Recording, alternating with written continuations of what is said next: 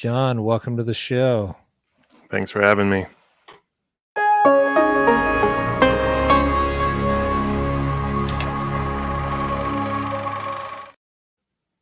All right, so today we're going to talk about your short film Gunther, which is on reveelmovies.com. Where to start with this one? This is a very strange tale. I quite enjoyed it. What I love about short films is when I can't tell where they're going. We're entering strange new worlds, and this film nails both of those things quite well. How did you're the writer, director, and the composer behind this film. Where does the idea for this come from? How did you start to develop this project?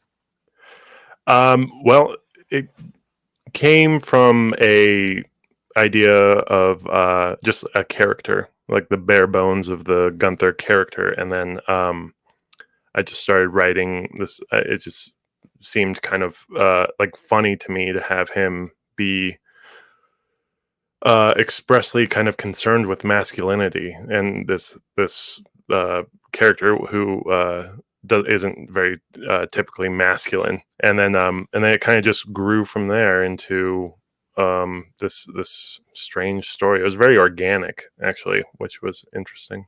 Now, did you know Grayson Lowe, the actor who plays Gunther in the film, prior? Did you have him in mind, or did you have to find the perfect actor to portray the character? Well, it happened that I did know him. He's a friend of mine, and I wrote this sort of as like a rough little sketch of a short film and brought it to a writers meeting that we had with a group of our friends. And he just fell in love with it. So a lot of the reason that it became the short film was because of his propulsion, and we helped he helped build the character out, and we explored it more. So he's part author for a good deal of it, I'd say. Understood. I went online. I think it was on IMDb. I saw the poster for this film, which obviously is taking a cue from a very famous poster, Gone with the Wind, if I'm not mistaken, which I thought was highly entertaining. And that, I think it's a perfect representation, though, because the movie is essentially about somebody who lives in this fantasy world in their head of thinking they're from a different time where masculinity was everything, and putting it in a modern setting.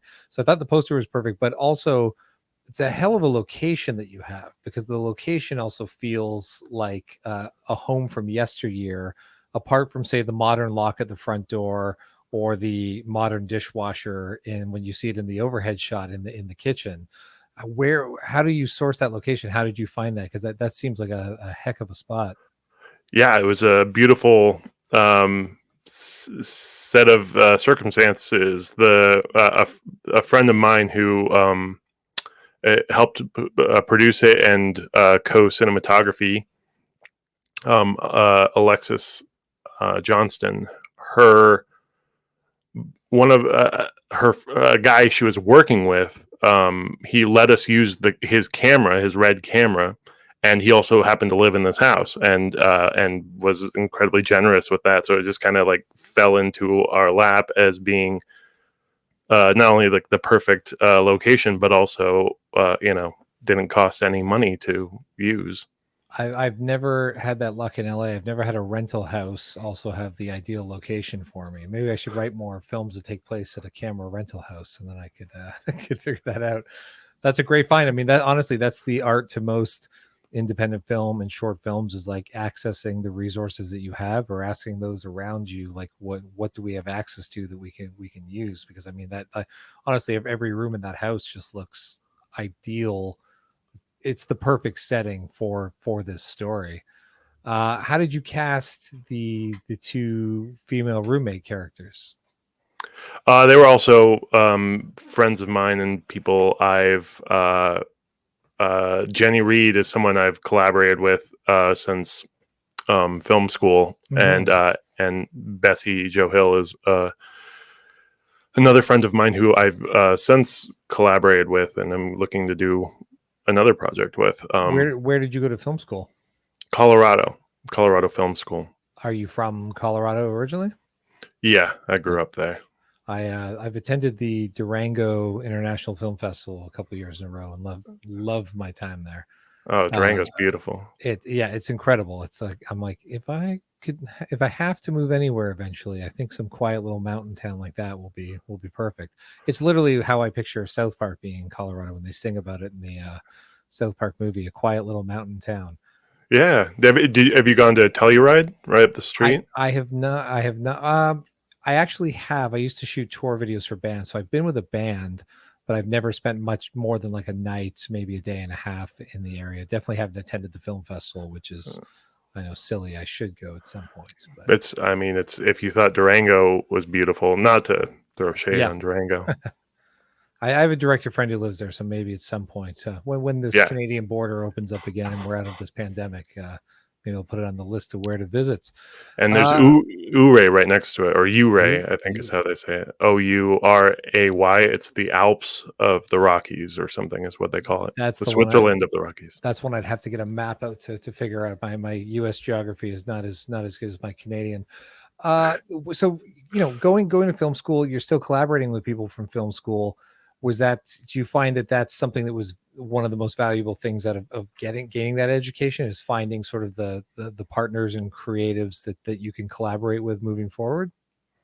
Absolutely. Yeah. I think that I realized pretty quick that's kind of the main thrust of why to go to film school is if you don't have access to equipment outside of film school, it's a great way to get equipment so you could start working on things.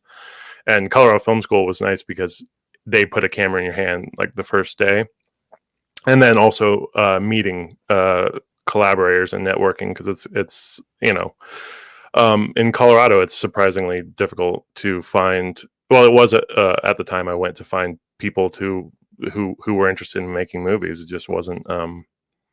People don't know that, or maybe they don't know that they can be interested in making movies. But it's been absolutely essential. Like, I don't think I would have been able to make anything. I still wouldn't be able to make anything if it wasn't for the people that I know and that access to resources that are well beyond my means, because I don't have the money to be spending on these things. Absolutely. What's a real budget? I'm not really sure.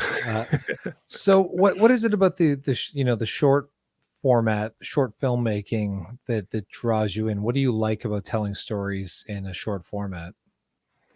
I love the freedom of it in a way, to where it's you can kind of feel free to be a little bit more courageous in failing, because if Mm-hmm. you make something bad, it's not 90 minutes worth of bad.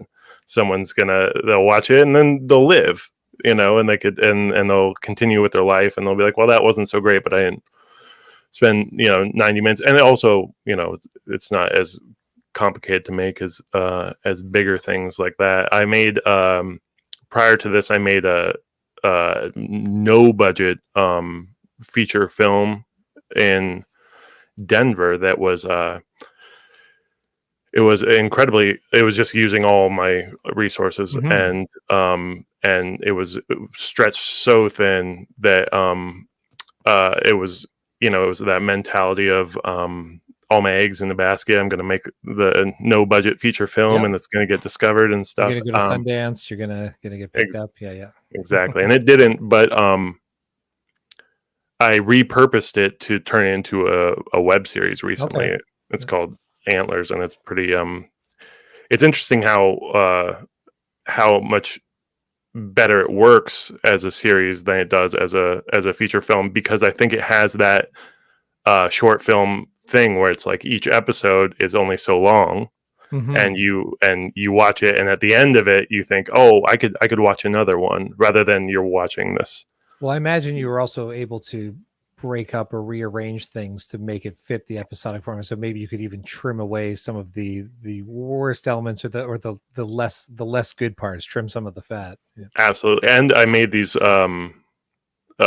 previously on little Mhm. collage kind Yeah, of yeah, yep. sequences that were pretty fun, but were I used as a way of kind of filling in the gaps that the movie was you didn't do, to kind of like hammer down the narrative that I've where it was weak in the film. I was able to kind of bolster it a little bit with that, which was really fun. But But I think after that, sometimes that's the journey, right? It's just like once you get into post, even sometimes once you complete things, it doesn't mean that it's done. If you just are able to take a few steps back and look at it objectively, and realizing that maybe there's a better path. I think sometimes filmmakers, myself being one, I can speak to it, like our egos get in the way sometimes. It's just like, no, this is it. This was my vision. But it's like, no, if you there might be a way to do something different left of center, or even, you shot a feature and had never made a web series before. And just, I think having that intuition and a little bit of distance from something sometimes often I look back at any film I've made a year after its release and be like, if I just had 3 more days to edit it, I could change so much. Yeah. yes, it's so true. And there's something kind of nice about that. As some of my favorite artists and things, they like they strive for um the feeling of being uncomfortable, and, Mhm. and being and brushing up against this sort of like, well, this was a feature film. This, it's web series aren't serious. This, and like, Yeah. well, why does that feel so uncomfortable to me? Why, and it's fun to explore that and to kind of break open your own little paradigm of how Yeah. things should go. And the real truth is the mechanics of it and the business of it is the indie film distribution world isn't very filmmaker friendly. And a web series or putting your stuff online, you'll probably find a bigger audience faster and have less sort of heartache and heartbreak to deal with on the business end of things, having some sort of control of the destiny of the project, I think.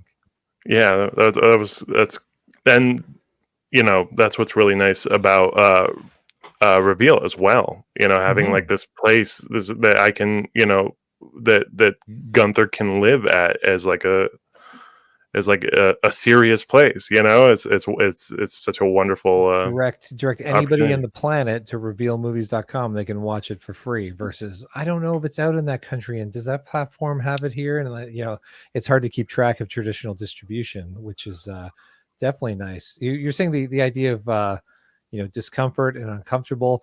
I want to ask, did you have any resistance to the script or the subject matter from people that are being involved, or even from audiences that have seen it? Because we live in a time of cancel culture. We live in a time of super heightened sensitivity. So, you know, uh, you, as a white male creator tackling masculinity, even though I think you've done it in a way, I think your script is very intelligent, that it could easily be misread or misconstrued by people that have viewed it. Have you come across anything like that at all? Yeah, absolutely.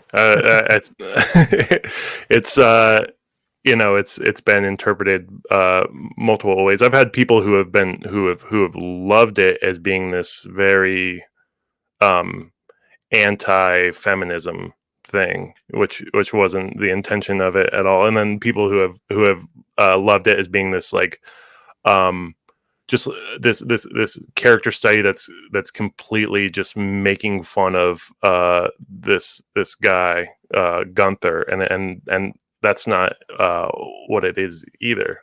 I don't I always went to it with the intention of I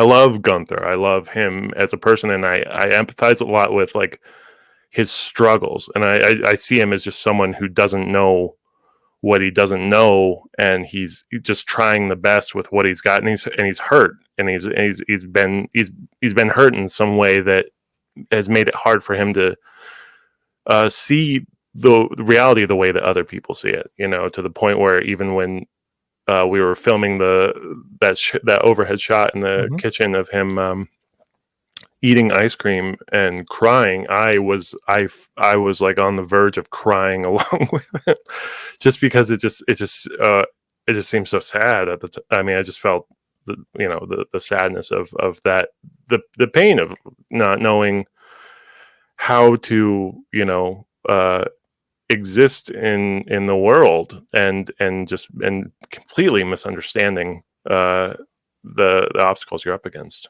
And all social cues. I did find it interesting, the uh female roommate, when he's taking the tour of the house, he's in the bathroom, his back's to us and to her, and he's talking about how much he loves the bathroom and spends, and she's just like, I don't want to listen to this shit, and walks off. And I just, it's to me, it's like a perfect representation of society where listen, I've been married 8 or 9 years. I have a lot more insight to what women deal with in the world prior to being married, because I have one of the best educators for me now in my wife, and changing my own ways and making sure that I understand. Uh, but it's interesting that was the perfect representation. Just that Sai and her walking off is like, oh, this is what women have to listen to stuff like this all day long. It's not important. Why is his masculinity? Why is everything that he has to say or his bathroom habits important enough to voice that he feels that women should listen to him? And then, it eventually hits the point where it's like, all right, we have to have the talk. We have to have this awkward house meeting where we're going to have to explain to you in very blunt terms why what you're doing and how you're existing in our presence can't go on. So I thought it was a really fun comedic way to, I think even in your description, you said something like, the seeing the world, a comedic exploration through the eyes of Gunther, for better or worse, meaning, so, which I think is a great way to say that the audience can take it how they want, because the character's flawed, so therefore some of the views presented through that character might also be flawed, and not maybe to not take offense by it, but just realize you're trying to make a point that can hopefully open some viewers' eyes. Yeah, absolutely. I feel like those are the kind of films and the kind of art that I like, which challenges you, even in that small way of watching something that you don't agree with, and trying to see the humanity in the person or circumstance that you don't agree with, and learning something about yourself and about people, and maybe how to deal with yourself and people a little bit more informed, or with a little bit more practice. And like there's something nice about watching movies about horrible people, and then you meet someone who's not quite as horrible in real life, and you have like a little bit of a frame of reference, if the movie is somewhat authentic towards there's some movies where it's I'm not going to meet somebody who's like Lex Luthor, or hopefully not. Yeah. Occasionally politicians in the world seem to resemble some of these superhero villains, but we'll leave politics out of the conversation. Final question. So you have Antlers, the web series, through your IMDb, I've learned you've made other shorts. Are we going to get to see more of your work on Reveal in the future? I would love to. Yeah, I have another short film I'm finishing up right now. I just have to do the sound and the color, finish those up, and I'd love to send that one, get that one up on Reveal as soon as possible.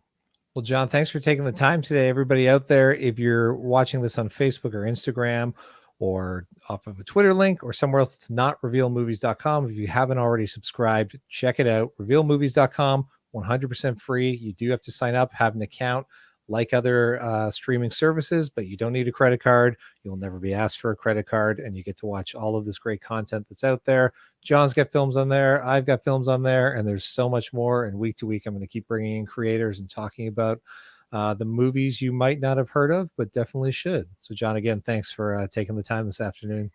Thank you. I appreciate it.